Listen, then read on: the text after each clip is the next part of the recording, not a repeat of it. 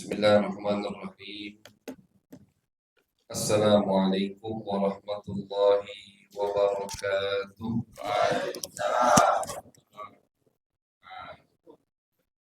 Alhamdulillahi rabbil alamin.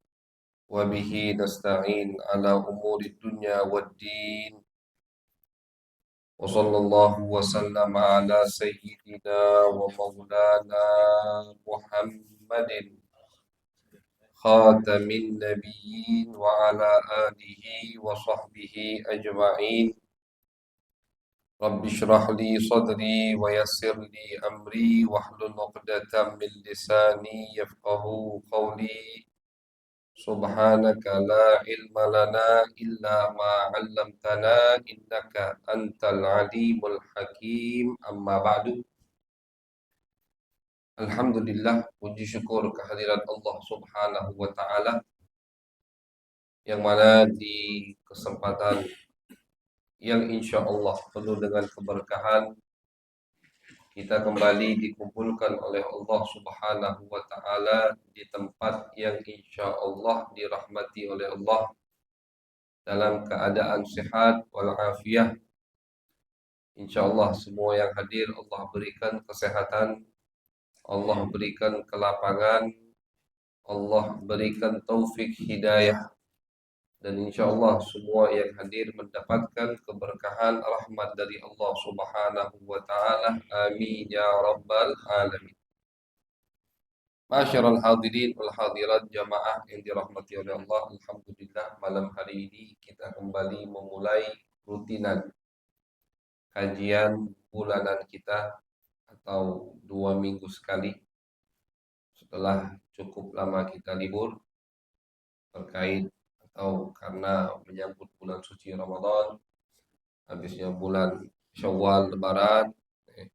Hawa-hawa Lebaran itu cukup lama. Hawa-hawa Lebaran cukup lama. Karena habis Lebaran ada yang masih belum fit, ada yang batuk. Ini kebanyakan minum es, es sama kopi. Batuk kita alhamdulillah berapa minggu baru enakan juga. Alhamdulillah, tapi kita bisa kembali memulai. Insya Allah ini tanda Allah ridha dengan aktivitas kita. Masya Allah, musallanya makin indah. Insya Allah bukan hanya indah zahirnya, tapi batinnya juga. Ini PR buat kita. Ibu-ibu, bapak-bapak sekalian, PR buat kita. Masya Allah, musallanya kita udah bagus sih. Musallanya makin nyaman kita. Jangan sampai aktivitasnya kalah dengan musalla yang lama. Musalla yang lama Masya Allah full misalkan. Jangan sampai ketika bangunannya udah bagus, kita malah merosot. Semangat kita tidak seperti semula. Jangan sampai. Hanya jadikan keindahan zahir itu sarana wasilah untuk menyemangati kita sehingga kita mendapatkan keindahan batin. Keindahan yang hakiki bukan yang enak dilihat oleh mata, tapi keindahan yang hakiki adalah ketika kita duduk di tempat tersebut, hati kita nyaman, tentram jiwa kita.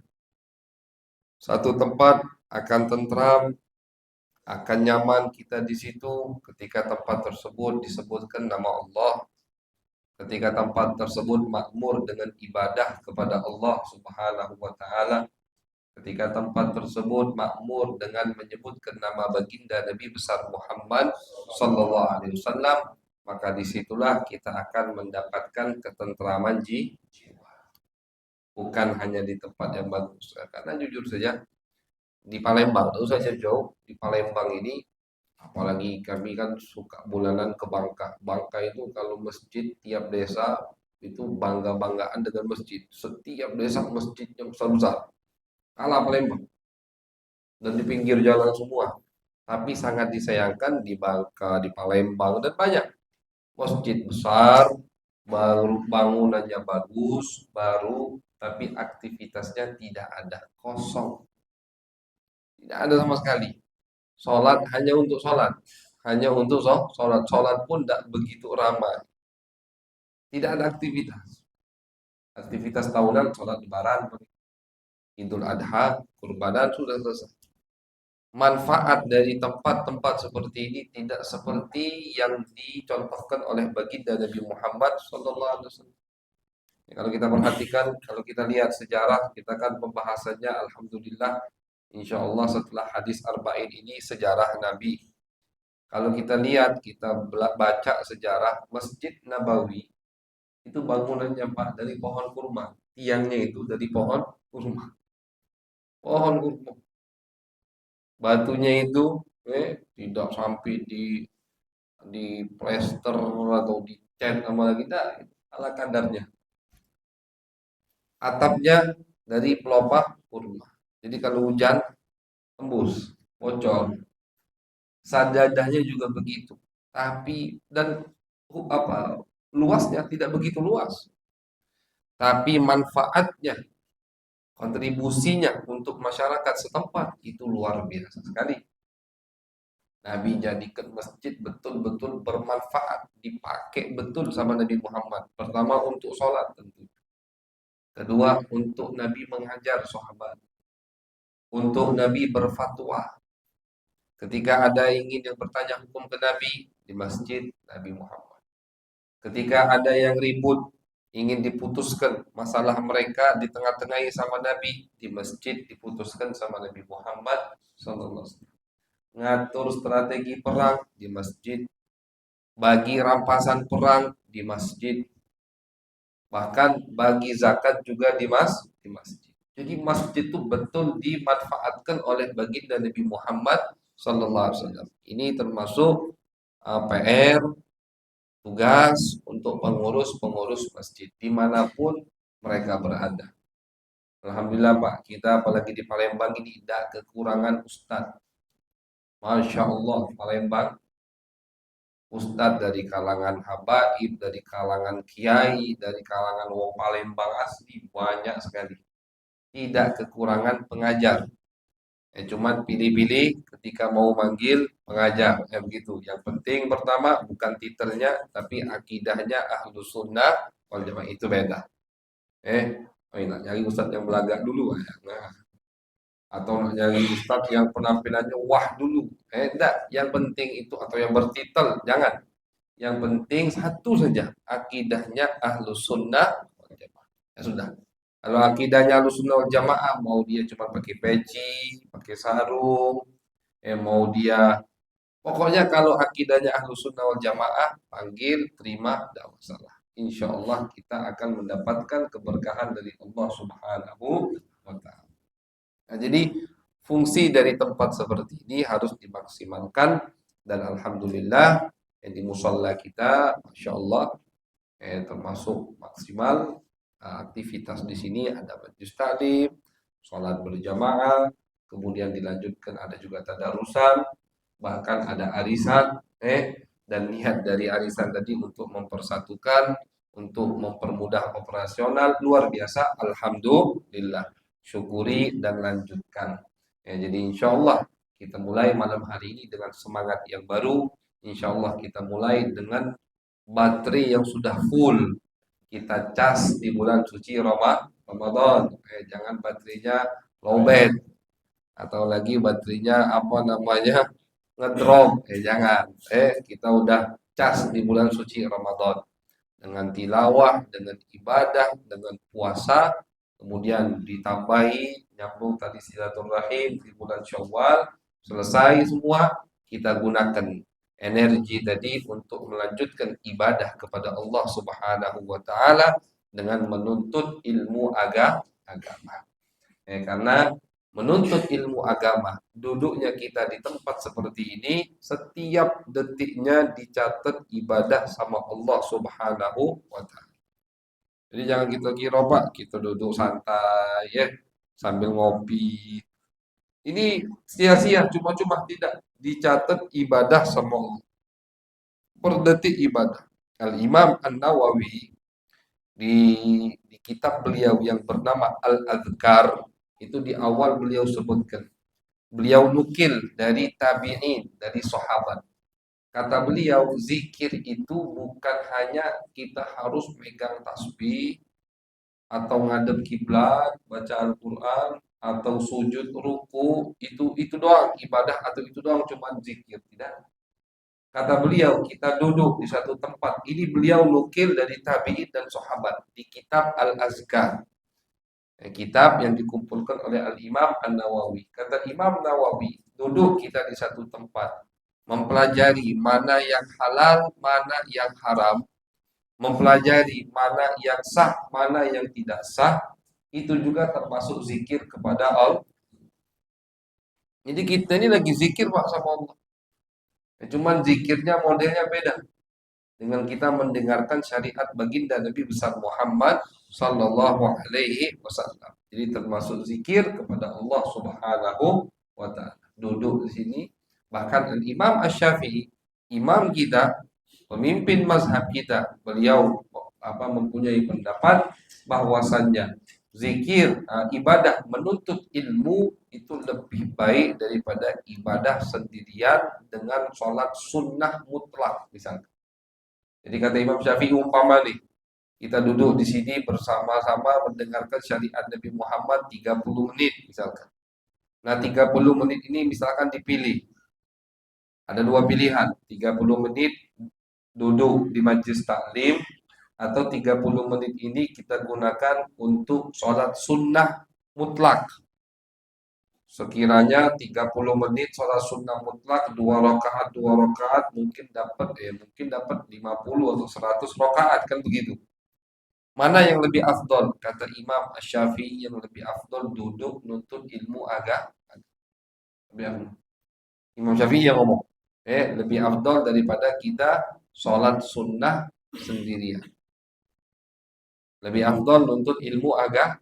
Kalau dikasih dua pilihan, setengah jam ini, cuma setengah jam ini, kau gunakan untuk nuntut ilmu, dengarkan syariat Nabi, atau kau gunakan untuk sholat sunnah nafal mutlak, sholat sunnah mutlak, bisa sampai 100 rakaat 30 menit. Kata Imam Syafi'i, lebih afdal mendengarkan syariat Nabi Muhammad SAW. Kenapa alasannya? Karena kata Imam Asy-Syafi'i, ketika kita mendengarkan syariat baginda Nabi Muhammad SAW, maka manfaatnya akan lebih kemana-mana, akan menyebar. Paling tidak kita tahu hukum, kita bisa meluruskan kepribadian kita, sehari-harian kita, tingkah laku kita tahu mana yang benar, mana yang salah, kita bisa ajari anak istri kita, keluarga kita, orang yang ada di rumah kita. Ini kan akhirnya manfaatnya kemana-mana. Tapi ketika kita hanya beribadah sendirian, manfaatnya untuk kita sendiri. Nah, kata Imam Asy-Syafi'i, yang manfaatnya itu lebih banyak menyebar, lebih baik daripada manfaatnya hanya untuk dia sendiri. Nah, dari situ Imam Syafi'i mengatakan nuntut ilmu agama lebih afdol daripada sholat sunnah mutlak. Pendapat Al-Imam Asy-Syafi'i. Dan tidak ada yang lebih ditakuti oleh setan kecuali orang yang menuntut ilmu agama. Kita alhamdulillah Pak, semua di sini untuk ilmu agama. Bahkan kami pun yang menyampaikan materi, Ustaz tidak nuntut ilmu, tidak. Kami pun niatnya nuntut ilmu di sini. Karena di majelis seperti inilah kita sama-sama mendapatkan pencerahan, mendapatkan sama-sama ketentraman jiwa. Semua dapat, alhamdulillah. Ketika mendengarkan apalagi sejarah Nabi Muhammad, akhirnya kita ingat kembali dengan Nabi Muhammad. Antum yang dengar ingat, kami yang membacakannya juga ingat. Antum yang mendengarkan rindu kembali, kami juga rindu kembali. Nah, jadi di tempat ini sama-sama kita mengingatkan diri kita untuk lebih kenal dengan Nabi besar Muhammad SAW. Dan ini paling tidak disukai sama setan. Setan itu paling tidak demen orang yang mau mendengarkan syariat Nabi Muhammad. Orang yang ibadah sendirian itu tidak diambil pusing sama setan. Karena tadi ini manfaatnya untuk dia sendiri. Satu sholat sunnah 30 rakaat aku bisa sesatkan 10 orang. 1 banding 10 lah apalah selamat. Yang penting 10 tidak selamat. Tapi ketika satu ini mendengarkan syariat Nabi, mempelajari yang mana halal, mana yang haram, tahu mana yang benar, mana yang salah, satu orang ini bisa menyelamatkan 10 orang.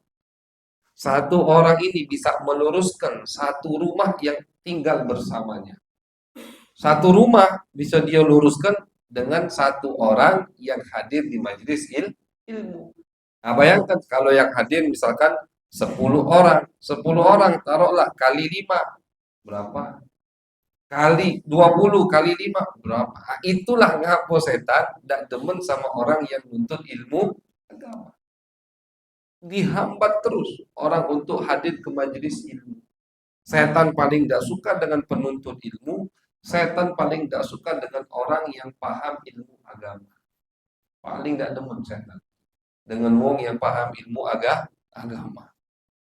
Paling takut. Yang diceritakan apa namanya diriwayatkan oleh Al Imam Ibnu Abi Jamrah di dalam kitab beliau yang berjudul Bahjatun Nufus Syarah Sahih Al Bukhari. Ini sengaja kita sebutkan referensinya agar yang mendengarkan yakin ini cerita bukan karang-karangan tapi betul dari kita nukil dari ulama.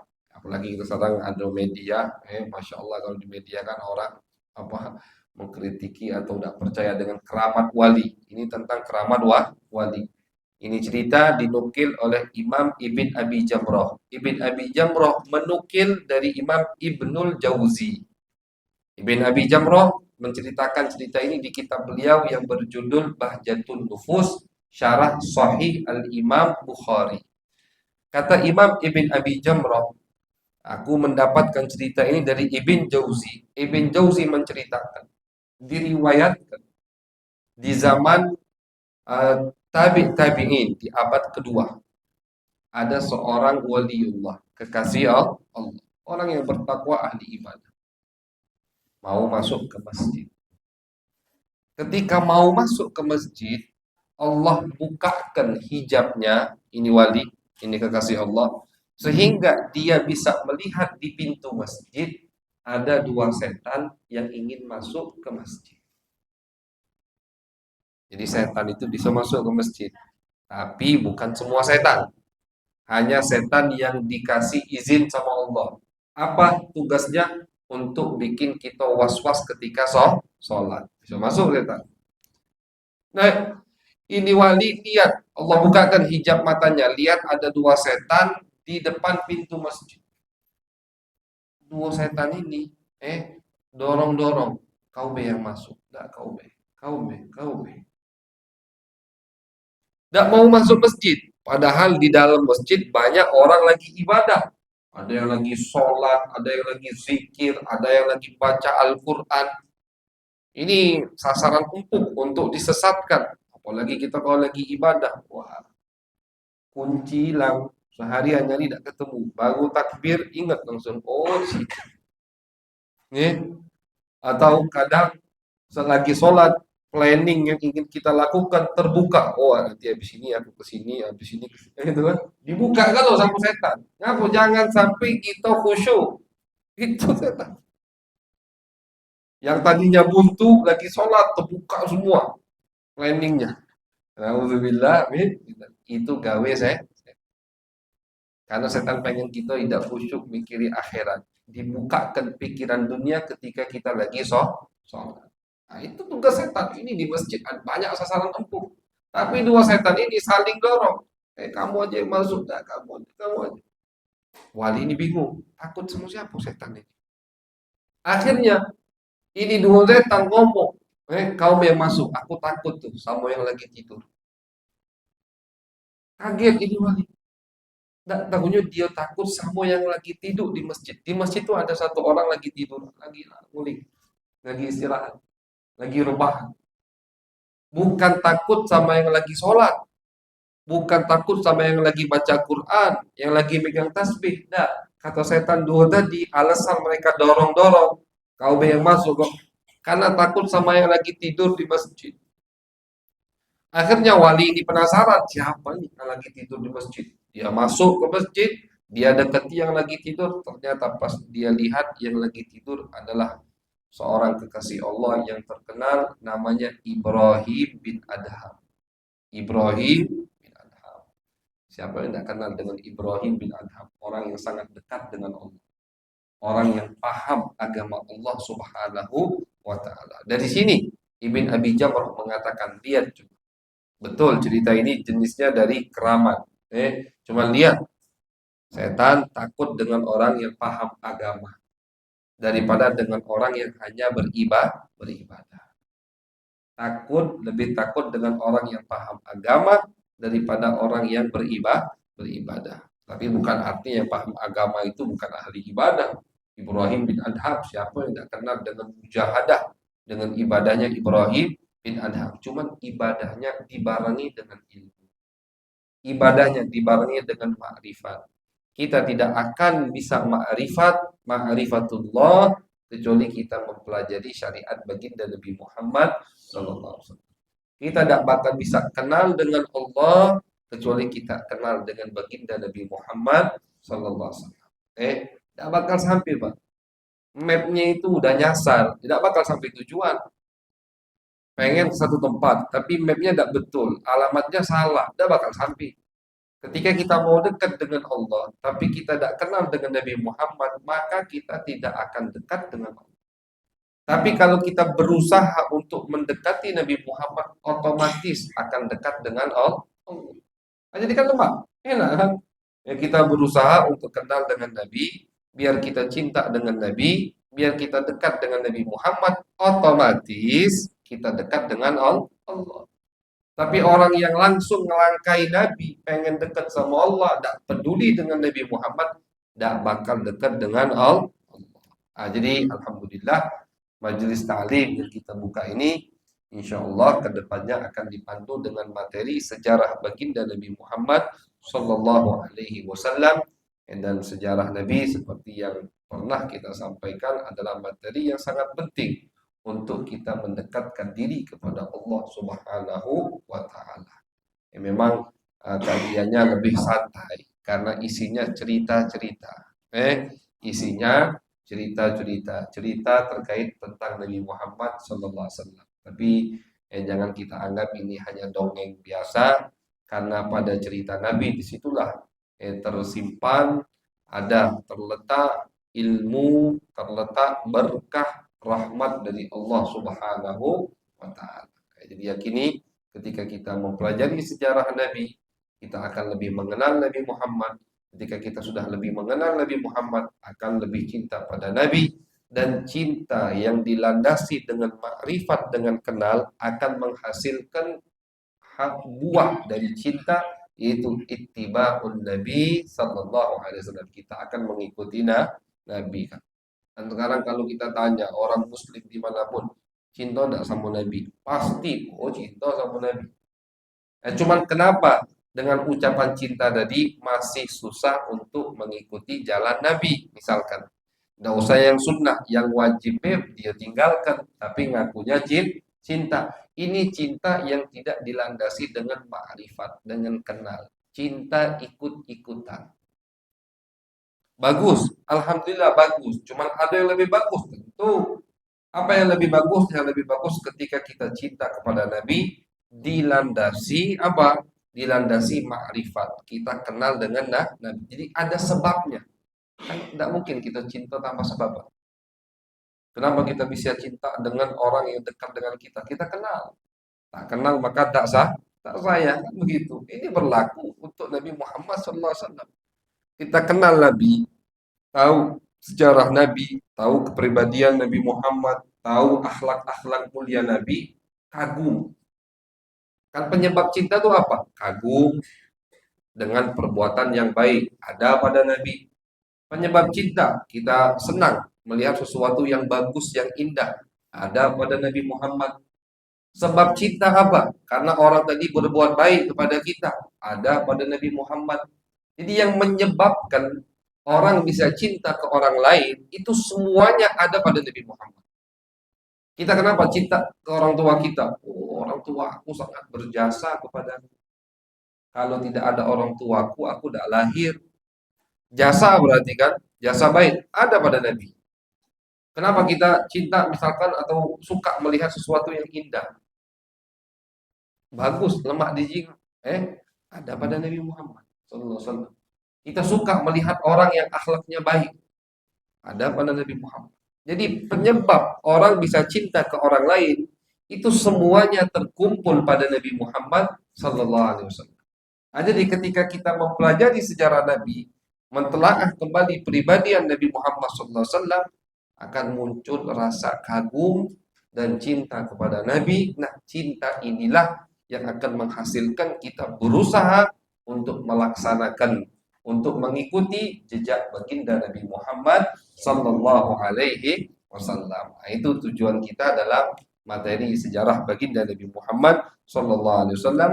Yang mudah-mudahan dengan kajian seperti ini kita bisa mengenal Nabi lebih dalam, mencintai Nabi lebih dalam, dan bisa mengikuti baginda Nabi Muhammad sallallahu alaihi wasallam. Adapun pembahasan malam hari ini, kemarin sebelum ikhtitam, sebelum penutupan, kita sudah 2 kali sempat ada pertemuan di season atau di masalah nasab mulia baginda Nabi Muhammad sallallahu alaihi wasallam. Jadi kami ulangi bahwasannya sejarah Nabi ini, Pak, kalau kita ringkas itu menjadi 4 season atau 4 bagian. 4 season. Season pertama ini di semua kitab nih, di semua kitab sejarah kalau kita ringkas ujung-ujungnya kembali ke 4 season ini. 4 bagian ini. Tidak ada yang keluar dari 4 bagian ini. Bagian yang pertama atau season yang pertama adalah hal-hal yang terjadi sebelum lahirnya Nabi Muhammad sallallahu alaihi wasallam. Jadi sama ulama disebutkan apa saja yang terjadi, tentunya kejadian tersebut ada kaitannya dengan Nabi Muhammad dan terjadinya sebelum lahir Nabi Muhammad sallallahu alaihi wasallam. Nah, disinilah kadang sebagian ulama sangat meluas menyebutkan cerita-cerita sehingga kitab sejarahnya tebal. Kejadian sebelum Nabi, kadang sampai dari cerita Nabi Ibrahim mereka masukkan. Cerita Nabi Ibrahim, sejarah Nabi Ismail bisa ada di Mekah, sumur Zam-Zam, kemudian Nabi Ismail nikah dengan kabilah yang ada pada saat itu, siapa saja anak keturunannya yang memegang kendali kota Mekah, sampailah nanti ke Adnan kakek. Ini kalau kitab yang tebal sangat meluas sekali menyebutkan riwayat tentang cerita di season ini. Jadi kejadian sebelum lahirnya Nabi Muhammad SAW, tentang kakek nenek moyang Nabi, misalkan Qusay, apa saja ceritanya, Abdul Manaf, Hashim, Abdul Muttalib, sampai nanti pernikahan ayah Nabi dan ibu kandung Nabi, cerita tentang Raja Abrohah, yang ingin menghancurkan Ka'bah dengan pasukan bergajah, adakan di dalam Al-Quran, itu masuk di season pertama ini. Yaitu kejadian-kejadian yang terjadi sebelum lahirnya Nabi Muhammad sallallahu alaihi wasallam. Kemudian season kedua atau bagian kedua, kejadian yang terjadi setelah Nabi lahir. Maaf, dari Nabi lahir sampai Nabi diutus oleh Allah. Ini season kedua atau bagian kedua. Ketika Nabi mau lahir, apa saja yang terjadi, apa yang Allah lakukan untuk menyambut kelahiran baginda Nabi Muhammad. Nabi lahir bagaimana? Siapa bidan Nabi Muhammad? Siapa yang ada itu? Siapa bidan Nabi? Siapa yang ngasuh Nabi? Siapa yang menyusui Nabi? Bagaimana Nabi di masa kecilnya?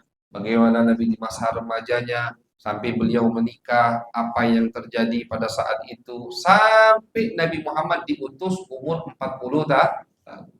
Ini season kedua. Setelah itu masuk kita ke season ketiga dari kehidupan Nabi Muhammad. Season ketiga dari Nabi diutus sampai Nabi hijrah ke kota Madinah. Season ketiga ini durasi waktunya kurang lebih 13 tahun. Bagaimana Nabi diutus, apa ayat yang pertama kali turun, bagaimana Nabi ketika pertama kali ketemu dengan malaikat Jibril, siapa yang pertama kali iman, bagaimana cobaan yang diterima oleh Nabi ketika berdakwah di jalan Allah pertama kali, gangguan musyrikin Mekah bagaimana terhadap Nabi Muhammad, apa saja yang terjadi sampai Isra Mi'raj. Nah, ini masuk di season ketiga ini. Wafatnya Siti Khadijah, Abu Talib, Nabi diisolasi 3 tahun, sampailah Nabi ketemu dengan kabilah dari Madinah, penyebab untuk hijrah. Nabi perintahkan sahabat hijrah sampai Nabi yang hijrah. Penutup dari season ketiga, membuka season keempat. Season keempat terakhir dari Nabi hijrah sampai Nabi wafat. Kurang lebih 10 tahun. Apa yang Nabi lakukan pertama kali ketika hijrah? Ini bakal semua kita sebutkan nih.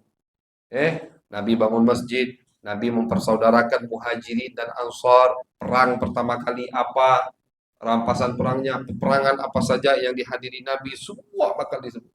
Nabi kembali ke kota Mekah kapan, haji Nabi kapan, sampai Nabi wafat. Setelah Nabi wafat selesai 4 season. Ada sebagian ulama dalam kitab mereka yang nambahi season kelima. Isinya apa? Isinya Syama'ilun Nabi Sallallahu Alaihi Wasallam. Syama'il Nabi. Syama'il itu kepribadian Nabi Muhammad. Hal-hal yang berkaitan hanya kepribadian Nabi Muhammad. Postur tubuh Nabi bagaimana. Itu insya Allah kita akan sebutkan juga. Jadi kalau kita insya Allah apa namanya sehat afiat, umur panjang semua bisa hadir sampai season keempat. Insya Allah mudah-mudahan ada season kelima. Insya Allah akan kita sebutkan karena sebagian ulama banyak cukup ulama yang menggabungkan season kelima ini ke materi sejarah Nabi. Apa isinya? Hal-hal yang berkaitan dengan kepribadian Nabi Muhammad. Postur tubuh Nabi bagaimana? Kemudian pakaian yang suka dipakai Nabi itu apa? Rambut Nabi bagaimana? Mata Nabi bagaimana? Nabi bagaimana ketika tersenyum? Ketika marah bagaimana? Suara Nabi bagaimana? Ini season cukup penting untuk kita bisa membayangkan sosok Nabi Muhammad Sallallahu Alaihi Wasallam. Makanya saking pentingnya season kelima ini atau bagian kelima, sampai-sampai sama ulama sebagian dipisahkan dari kitab sejarah, kitab khusus. Saking pentingnya season kelima ini dipisahkan dari kitab sejarah. Sebagian ulama hanya mengarang bab kelima ini, yaitu hal-hal yang berkaitan dengan kepribadian Nabi Muhammad. Salah satunya Al-Imam At-Tirmizi. Imam Tirmizi yang terkenal suka meriwayatkan hadis, itu beliau punya kitab namanya Asy-Syama'il Muhammadiyah. Asy-Syama'ilul Muhammadiyah. Beliau kumpulkan dalam kitab tersebut kurang lebih 300 hadis, 40 bab.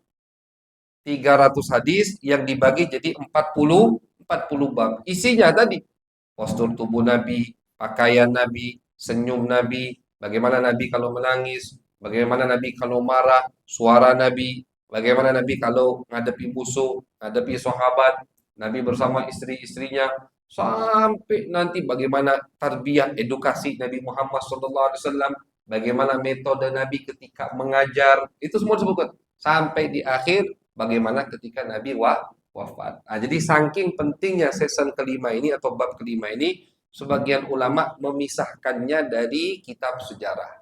Tidak mereka gabungkan di kitab sejarah karena terlalu panjang pembahasan sejarah, tapi mereka jadikan materi khusus. Satu kitab khusus terkait dan ada hadis-hadisnya. Tadi 300 hadis bersanad semua ini. Imam Tirmizi ahli hadis ya, muridnya Bukhari. Tirmizi ini muridnya Bukhari. Jadi nggak sembarangan. Beliau kumpulkan sampai 300 hadis dibagi 300 ini ke 40 bab. Isinya atau materinya hal-hal yang berkaitan dengan kepribadian Nabi Muhammad sallallahu alaihi wasallam. Cuman sebagian ulama tidak memisahkan ini dari sejarah Nabi. Digabung dalam kitab sejarah Nabi. Ini kurang lebih 5 season terkait sejarah baginda Nabi besar Muhammad sallallahu alaihi wasallam. Insyaallah kita akan dipandu dengan kitab Nurul Yaqin, nama judul yang kami bawa kitab Nurul Yaqin. Dan kitab ini Masya Allah seperti yang kami sampaikan kemarin, kami buka di 3 tempat kitab ini. Di 3 majelis, salah satunya di Masjid Jami Adha Celentang kalau tidak salah, di musola kita, dan ada di Masjid Al-Ittihad Wai Hitam di Demang. Jadi alhamdulillah masyarakat sekarang tertarik dengan sejarah baginda Nabi Muhammad sallallahu alaihi wasallam. Ini insya Allah tanda baik.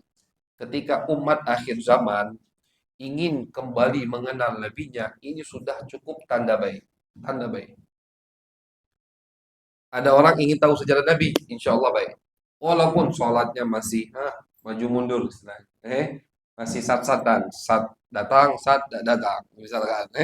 Ngaji Qur'annya masih sat-satan, amalnya masih sat-satan, tapi ada kerinduan terhadap Nabi Muhammad. Penasaran, pengen tahu siapa Nabi Muhammad SAW. Insya Allah itu tanda dia cinta kepada Nabi. Dan Pak, cinta sama Nabi itu tidak mesti amalnya harus baik. Salah. Orang mengatakan, oh kamu kalau ngaku cinta Nabi, tidak usah maulid. Sholat baik terus berjamaah. Itu baru kamu cinta Nabi. Kalau kamu maulid-maulid tidak sholat jamaah, berarti tidak cinta Nabi. Tidak bisa digabungkan cinta dan mengamalkan syariat. Kadang ada orang yang cintanya luar biasa terhadap Nabi Muhammad, tapi pengamalan syariatnya masih belum sempurna atau masih di bawah rata-rata. Tapi cinta sama Nabi, cinta, tidak bisa dinafikan. Ini pendapat ulama. Salah satunya yang menguatkan pendapat ini Al-Imam Asy-Syahid Muhammad Said Ramadan Al-Buti. Kata beliau, mahabbah dan ittiba itu tidak bisa digabung. Mahabbah itu cinta, ittiba itu mengikuti Nabi Muhammad. Mengamalkan syariat Nabi Muhammad itu tidak bisa digabung. Artinya bukan sesuatu yang mutalazim. Mutalazim itu kalau kamu cinta, mesti kamu ngikut Nabi.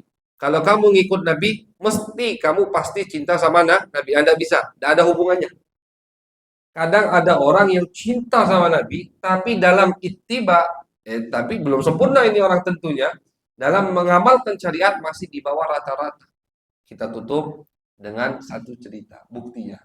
Diriwayatkan di zaman Nabi Muhammad, ada sahabat yang masih berat untuk meninggalkan minuman keras.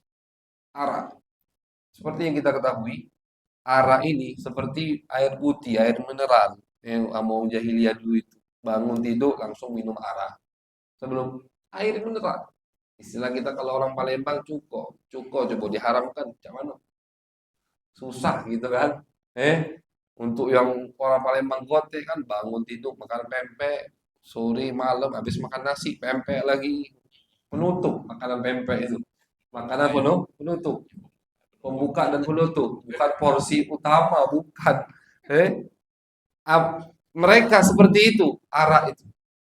Makanya Allah ketika mengharamkan minuman keras pada saat itu di zaman sahabat bertahap sampai 3-4 tahapan, tidak sekaligus langsung turun ayat khamar haram, enggak. Bukan seperti zina, mencuri, langsung kalau zina, tidak boleh zina, tidak boleh mencuri. Kalau arak tidak. Kapan khamar diharamkan? Ketika Nabi sudah di Madinah, Pak. Artinya dari Nabi diutus di Mekah 13 tahun, Nabi hijrah ke Madinah, khamar belum diharamkan, sahabat masih mabuk. Pas di Madinah, sahabat masih mabuk. Tapi masih halal dulu, Pak. Kalau sahabat mabuk, aku berarti boy, udah sekarang udah haram. Dulu masih halal, masih halal. Seperti air putih, mabuk mereka. Turun pertama ayat Allah nyindir. Kata Allah, minuman yang kalian minum itu minuman keras. Ada manfaatnya. Manfaatnya itu kalian jual belikan, dapat menghasilkan cuan, duit.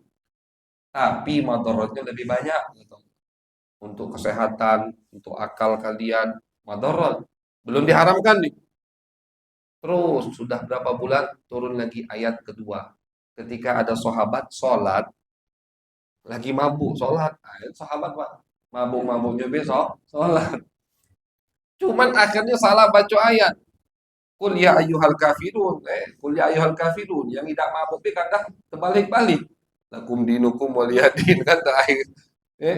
La ma'budu ma'abattum wala antum abiduna ma'abudu bulak-balik. Yang tidak mabuk ini sekarang kadang bulak-balik baca kuliah. Ini bayangkan sahabat lagi mabuk. Salat, baca surat kuliah al-kafirun. Terbalik-balik. Akhirnya sampai cerita ini ke Nabi. Sampai ke Nabi, Nabi belum sempat komentar, turun ayat. Wala taqrabus sholata wa antum sukar.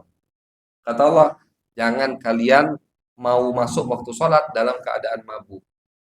Kalau sudah sholat, artinya boleh mabuk, kata Allah. Berarti dari maghrib ke isya tidak boleh mabuk, karena mepet waktunya. Dari isya ke subuh lajulah. Ini dulu Pak, sekali lagi ini dulu, agak dipotong lah, Ustaz ngalalkan awak. Sesat pula tuh, ini dulu. Udah akhirnya sahabat, jadi lihat Allah mendidik mereka.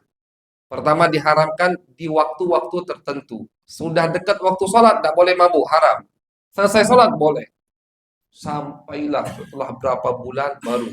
Udah mulai terbiasa sahabat, turun ayat ketiga atau ayat keempat, innamal khamru wal maisiru wal ansabu rijsum min amali syaitan fajtanibu. Ayat surat Al-Maidah, Al-Maidah. Kata Allah, khamar, judi, itu semua kata Allah najis dari gawe setan, wajib kalian tinggalkan. Pas turun ayat ini, kata Anas bin Malik, selokan, maaf yang ada di kota Madinah itu isinya bukan air biasa, khamar kalau isinya. Karena sahabat ketika ayat ini turun, yang lagi mabuk pun langsung ngebuang. Udah mulai bisa meninggalkan khamar tersebut. Anas bin Malik mengatakan, ayahku, ayah tirinya yang bernama Abu Talha. Abu Talha, ayahku di rumah itu berderum-derum nyetok. Tidak tahunya haram. Kalau gitu kan, jual beh. Sayang dibuang Ustaz. Jual beh berarti. Kalau sahabat tidak. Oh, diharamkan sama Allah. Langsung sama Abu Talha. Ditumpahkan semuanya ke selokan. Sehingga kota Anas yang mengalir di Madinah pada saat itu, di selokannya itu, di gotnya itu, gorong-gorongnya, khamar semua. Minuman keras. Minuman keras dulu jadi susah. Jadi intinya, ini ada sih kok sahabat masih susah ninggalkan minuman keras. Jadi dia tetap mabuk. Hukumnya tetap dilakukan sama Nabi. Dia mabuk malam, bangun pagi, udah digeret sama sahabat ngadep Nabi. Kata Nabi, cambuk dia. Cambuk, hukuman cambuk orang yang mabuk 80 kali cambuk. Cambuk. Tobat ya Rasulullah. Minggu depan, mabuk lagi. Dihadapi lagi, diseret lagi sama sahabat ke Nabi, ya Rasulullah lah. Mabuk, namanya Nuaiman, sahabat. Nuaiman ya Rasulullah, tak kapok-kapok. Kata Nabi, cambuk lagi. Cambuk. Terus berulang. Tobat, ampun ya Rasulullah. Nuaiman, ampun. Ya sudah. Tapi udah dicambuk, ampun tadi. Nah, minggu depan, ulangi lagi. Akhirnya ada sahabat yang gerem. Ini wong tak kapok-kapok. La'anakallah, dilaknat sama orang tadi. Nah, ini orang yang tidak punya rahmat, tidak seperti Nabi. Nabi tidak pernah ngelaknat orang. Walaupun ahli maksiat tidak pernah dilaknat sama Nabi.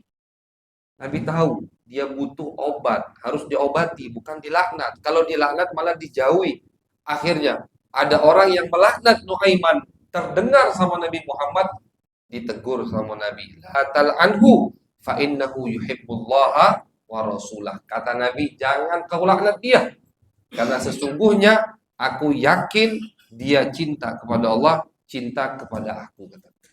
Pemabuk, tapi diterima sama Nabi, bahkan ditetapkan, diisbatkan sama Nabi, dia cinta kepada Allah, cinta kepada Nabi. Nah, jadi terkadang ada orang yang cinta luar biasa, cuman dalam mengamalkan syariat masih di bawah rata-rata. Jadi tidak bisa dikaitkan. Salah orang yang mengatakan kalau kamu cinta ke Nabi, ikuti Nabi. Kalau kamu tidak mengikuti Nabi, sama dengan kamu tidak cinta Nabi. Saklek seperti itu tidak benar. Tidak benar. Karena cinta beda, ngikuti beda. Mengikuti Nabi hasil dari kesempurnaan kita cinta kepada Nabi Muhammad Sallallahu Alaihi Wasallam. Tapi tidak mengikuti Nabi bukan artinya orang tersebut tidak cinta kepada Nabi. Dan insya Allah ketika kita mau menghadiri majelis sejarah baginda Nabi Muhammad, kita punya semangat, antusias, ingin mendengar, memperdalami sejarah Nabi, insya Allah itu tanda kita cinta kepada Nabi Muhammad, dan insya Allah mudah-mudahan cinta kita cinta yang sempurna, sehingga cinta kita menghasilkan ittiba lin Nabi Sallallahu Alaihi Wasallam, menghasilkan kita mengikuti jejak baginda Nabi Muhammad Sallallahu Alaihi Wasallam. Malam ini cukup sampai di sini. Ini pembukaan, istilahnya mukaddimah. Insya Allah di pertemuan mendatang akan kita lanjutkan kajian sejarah materi baginda Nabi besar Muhammad Sallallahu Alaihi Wasallam yang insya Allah akan kita dengarkan masih di bab nasab mulia Nabi. Sudah kita dengarkan di pertemuan terakhir kemarin, Abdullah ayah kandung Nabi.